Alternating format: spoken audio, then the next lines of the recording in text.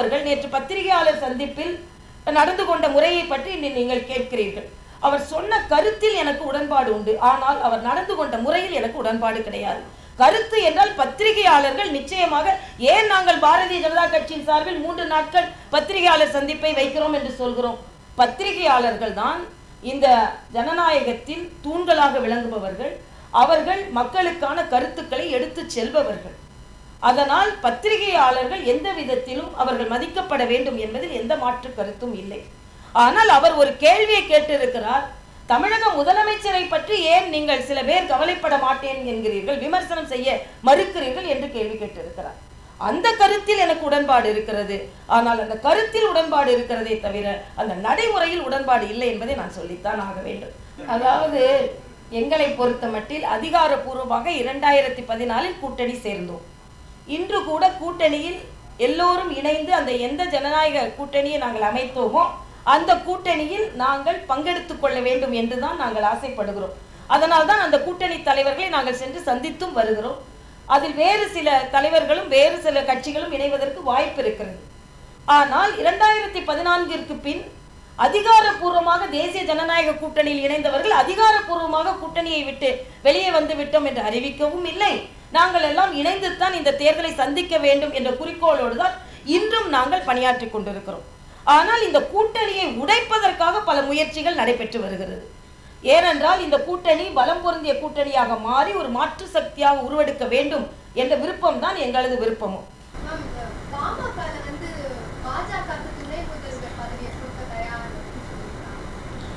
அதாவது தேமுதிகவை பல கட்சிகள் அழைப்பது அவர்கள் அரசியலில் ஏற்படுத்தி இருக்கும் நம்பிக்கையை காண்பிக்கிறது. பாமக முதல்வர் வேட்பாளரை அறிவித்திருப்பது அவர்களின் தன்னம்பிக்கையை காண்பிக்கிறது. நாங்கள் கூட்டணி அமைத்து போட்டி போட முடியும் என்பது எங்கள் நம்பிக்கையை காண்பிக்கிறது. ஆனால் முதல்வர் வேட்பாளரோ துணை முதல்வர் வேட்பாளரோ இதை பொத்தாம் பொதுவாக இப்படி அறிவிப்பது அல்ல. கூட்டணி கட்சிகள் எல்லாம் இணைந்து பணியாற்றி எல்லோரும் அமர்ந்து யார் முதல்வர் என்பதை ஒன்றாக பேசி முடிவு செய்வதுதான் சரியான நடைமுறையாக இருக்கும். அவரவர்கள் ஒரு கருத்துக்களை சொல்லலாம், அதற்கு அவர்கள் உரிமை இருக்கிறது. எல்லா கருத்துக்களும் ஏற்புடைய கருத்துக்களாகத்தான் ஏற்றுக்கொள்ள வேண்டும் என்பது நடைமுறை அல்ல. ஜல்லிக்கட்டு என்பதுதான் இப்பொழுது காளைகளை விட இந்த செய்தி வேகமாக ஓடிக்கொண்டிருக்கிறது. இதில் விமர்சனங்கள் வருகிறது, குற்றச்சாட்டுகள் வருகிறது. யார் இதற்கு காரணம், யார் தடை போட்டதற்கு காரணம், யார் நடைபெறுவதற்கு காரணம், யார் நடைபெறாமல் இருந்ததற்கு காரணம், இப்படி பல விவாதங்கள் நடைபெற்று கொண்டிருக்கிறது. ஆனால் இந்த பத்திரிகையாளர் சந்திப்பில் நான் மிகவும் மகிழ்ச்சிகரமாக உங்களோடு பகிர்ந்து கொள்ள நினைப்பது, நிச்சயமாக இந்த பொங்கல், இந்த தமிழர் திருநாள் நம் தமிழரின் வீர விளையாட்டான ஜல்லிக்கட்டோடு தான் நடக்கும் என்ற உறுதிப்பாட்டை இன்னும் அழுத்தமாகவே உங்களிடம் நான் பகிர்ந்து கொள்கிறேன். ஏனென்றால் இன்று காலை சுற்றுச்சூழல் அமைச்சர் மரியாதைக்குரிய சகோதரர் பிரகாஷ் ஜவடேகர் அவரிடம் தொடர்ந்து எடுத்த முயற்சியின் காரணமாக தமிழக தலைவர் என்ற முறையில் நான், மத்திய அமைச்சர் பொன் ராதாகிருஷ்ணன் அவர்கள் மற்றும் தமிழக தலைவர்கள் அத்தனை பேரும் 1.5 வருடங்களாக எடுத்த தொடர் முயற்சியின் காரணமாக நிச்சயமாக எவ்வளவுதான் எதிர்ப்பு வந்தாலும் தமிழகத்தில் இருந்து ஜல்லிக்கட்டு வேண்டும் என்று ஒரு கோரிக்கை வந்தால் பல மாநிலங்களிலிருந்து பல சமூக ஆர்வலர்கள் என்று சொல்லிக் கொள்பவர்கள், நடிகர்கள், நடிகைகள், பிரபலமானவர்கள், இவர்களிடம் இருந்து ஜல்லிக்கட்டிற்கு அனுமதி கூடாது என்று பல அழைப்புகள் வருகிறது. ஆனால் அத்தனை எதிர்ப்புகளையும் மீறி தமிழர்களின் வீர விளையாட்டு தமிழகத்தில் நடந்தே ஆக வேண்டும் என்பதில் மரியாதைக்குரிய பிரதமர் மோடி அவர்களும் உணர்வு பூர்வமாக ஒப்புக்கொண்டிருக்கிறார்கள். நானும் உணர்வு பூர்வமாக அதற்கு ஒப்புதல் அளித்து நிச்சயமாக இந்த தமிழர் திருநாள் தமிழரின் வீர விளையாட்டோடு நடைபெறும். அதற்கான வாழ்த்துக்களை உங்களது வீர இளைஞர்களுக்கு நீங்கள் சொல்லிக் கொள்ளலாம் என்ற உறுதிப்பாட்டை அவர் இன்று காலை எனக்கு அளித்திருக்கிறார். அதனால் இந்த 2016 ஆண்டு பிறப்பதற்கு முன்னாலேயே ஜல்லிக்கட்டு நடத்த முடியும் என்ற இனிப்பான செய்தி பொங்கல் இனிப்பை போல நமக்கு கிடைக்கும் என்ற மிக உறுதியான நம்பிக்கை எனக்கு இருக்கிறது. அதனால் இந்த செய்தியை உங்களோடு பகிர்ந்து கொள்வதில் பெருமகிழ்ச்சி அடைகிறோம்.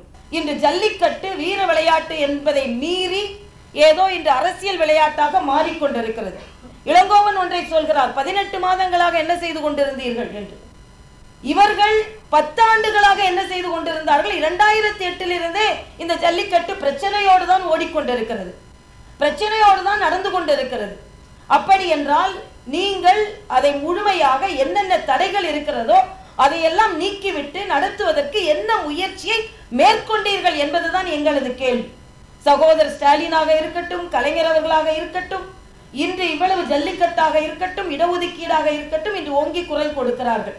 ஆனால் அவர்கள் ஒன்றை மறந்துவிடக் கூடாது, திராவிட முன்னேற்ற கழகம்தான் அதிக நாட்கள் அதிக ஆண்டுகள் மத்திய அமைச்சரவையில் இடம்பெற்ற கட்சி என்பது. இன்று இடஒதுக்கீடு அவர் கலைஞர் சொல்வதில் மாற்று கருத்தில்லை. தாழ்த்தப்பட்ட சகோதரர்களுக்கும் மிகவும் பிற்படுத்தப்பட்ட சகோதரர்களுக்கும் கொடுக்க வேண்டிய அங்கீகாரம் கொடுத்தே ஆக வேண்டும். ஆனால் கடந்த 20 ஆண்டு காலமாக அவர்களுக்கு கிடைக்காமல் இருந்தது என்பது அவர்கள் ஆட்சியில் பங்கெடுத்துக் கொண்டிருந்த காலத்தில் ஏன் தெரியாமல் போய்விட்டது என்பதுதான் எங்களது கேள்வி. அதே போலதான் சகோதரர் ஸ்டாலின் அவர்கள் இன்று உண்ணாவிரதம் இருக்கிறேன் என்று சொல்கிறார். ஆனால் அவர்கள் ஆட்சியில் பங்கெடுத்துக் கொண்டிருக்கும் பொழுதுதான் தத்தி தத்தி ஒவ்வொரு முறையும் பிரச்சனைக்குட்பட்டுத்தான் ஜல்லிக்கட்டு நடத்த வேண்டி வந்தது. முழுவதுமாக முடக்கப்படும் காலகட்டத்தில் கூட அதற்கான முழு முயற்சியை அவர்கள் எந்தெந்த விதத்திலெல்லாம் அந்த தடையை நீக்க முயற்சி செய்திருக்க வேண்டுமோ அதை செய்யவில்லை என்பதையும் அனைவரும் ஒப்புக்கொள்ள வேண்டும். ஆனாலும் ஒன்று, இன்று தமிழகத்தில் அத்தனை தலைவர்களும் முயற்சி செய்ததைப் போலவே தமிழகத்தில் உள்ள அத்தனை அரசியல் கட்சி தலைவர்களும் ஜல்லிக்கட்டு வேண்டும் என்பதில் முனைப்பாக இருந்தார்கள். அதனால் அவர்களுக்கு நாம் நமது நன்றியை தெரிவித்துக் கொள்வோம். ஆனாலும் பாரதிய ஜனதா கட்சி மிக கடுமையான முயற்சிகள் செய்து ஜல்லிக்கட்டு நடத்துவதற்கான ஏற்பாடுகளை முழு முயற்சியை செய்து வந்து கொண்டிருக்கிறது என்பதும் மிக முக்கியமாக நிச்சயமாக இந்த தமிழர் திருநாள் ஜல்லிக்கட்டோடு தான் நடக்கும் என்பதையும் மிக தெளிவாக உங்களோடு நான் பகிர்ந்து கொள்ள ஆசைப்படுகிறேன். இணையமைச்சர் பொன்னாருடைய முயற்சிக்கு முக்கியத்துவம் கொடுத்து திமுக ஜல்லிக்கட்டுக்கான உண்ணாவிரத போராட்டத்தை தேர்தலுக்கான ஏதாவது ஒரு நெருக்கத்திற்கான ஒரு வாய்ப்பா?